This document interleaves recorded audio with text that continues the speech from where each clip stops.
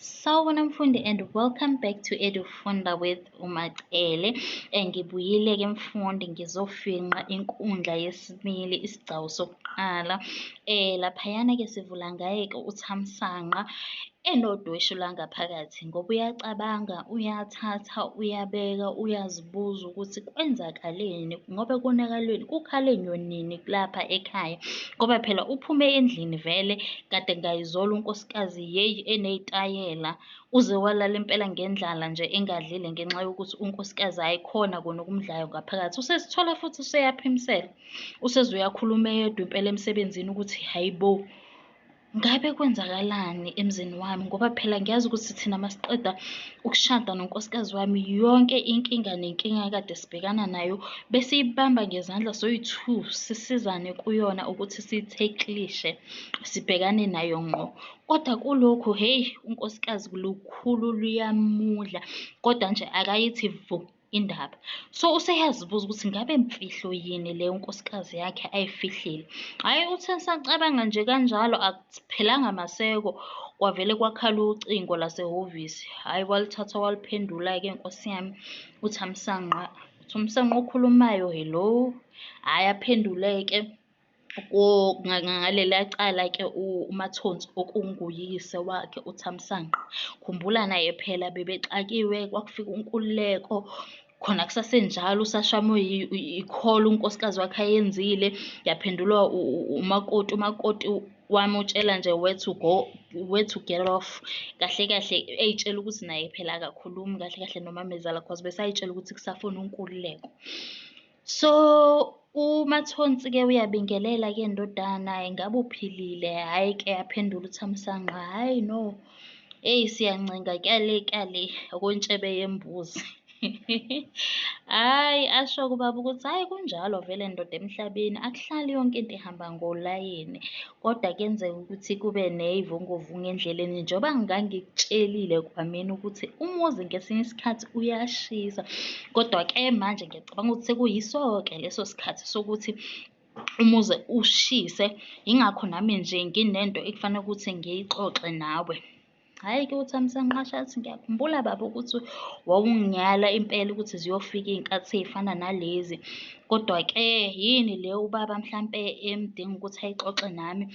Bese ethi hhayi, angikwazi ukuyixoxa lapha efonini ecingweni ngoba phela ney'ndonga ziyezwa. So lolu daba ludinga ukuthi siludingide thina njengamadoda sisobabili vele sihlele phansi. Angeke ngikwazi ukuthi ngilixoxe la efonini.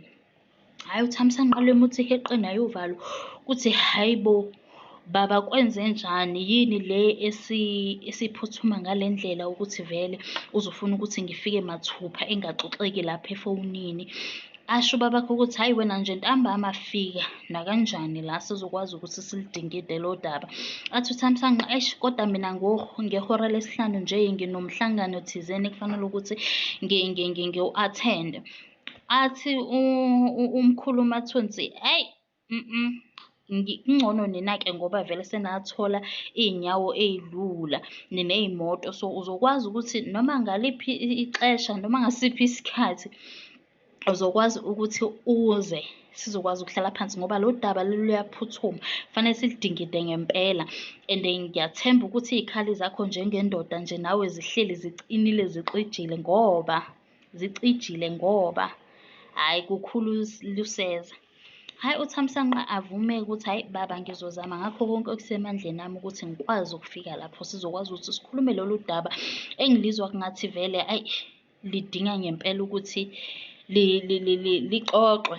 Hhayi, nangempela-ke vele-ke hhayi uMathonsi kagcine evalekisa elibeka phansi ucingo. Noma eselibeke phansi ucingo uMathonsi, uThamsanqa uyabuyela futhi uba nodweshu eyedwana ukuthi hhayi bo, kwaze kwakuningi ngapha unkosikazi endlini akakhulumi kodwa nje kukhulu okumdlayo. Ngapha ubaba uyangibiza ukuthi ngize sizoxoxa daba oluthize oluphuthumayo, kwaze kwakuningi kumntwana wabantu, akazi ukuthi athatheni abeke ini. Okay, ngiyacabanga ukuthi manje-ke sesiphelile-ke i-summary yami, iphelile i-summary yami. Kodwa-ke mfundi, just to keep you active, ngigcine ingcondo yakhe ilokhu ishaphu uzokwazi ukukhuluma. Nginombuzo la for wena as umfundi ukuthi ucabanga ukuthi intukuthelo kaNkululeko, yakhumbula uNkululeko bekhuluma noPhindisiwe ecingweni eze-express ukuthi ufuna umntanakhe, waze washo nanokuthi yena isizathu sokuthi aze afune umntanakhe ilokuthi ufuna umntanakhe alazi imuva lakhe nokuthi usukaphi, imvelaphi yakhe, ngoba khumbula phela uThamsanqa ugqokiswe ini? Ijazi. So ucabanga ukuthi ukuthukuthela kukaNkululeko nezenzo zikaNkululeko zi-justified na? Ngabe njengendoda ufanele ukuthi enze lokhu akwenzayo, or ucabanga ukuthi no, ngabe uyayiyeka ingane vele iqhubeke nje ihlalele noThamsanqa nomamayo ngoba vele kubukeka ngathi impilo ibahambela kahle. Obviously uthola nemfundo engcono ngoba yena uNkululeko sazi ukuthi ubuye ejele phela. So asazi ukuthi angakwazi na ukumnikeza leyo mpilo engcono, ngoba kuyimanje nje efuna ukusizwa wuye uPhindisile ngokuthi akwazi ukuthola okusatohonyana okuzoya emlonyeni abe nemali. So wena njengomfundi yini oyicabanga? Do you think ukuthi uNkululeko intukuthelo yakhe nezenzo zakhe zi-justify kuyo yonke le situation? I'm looking forward ukuzwa imibono yenu. Until we meet next time.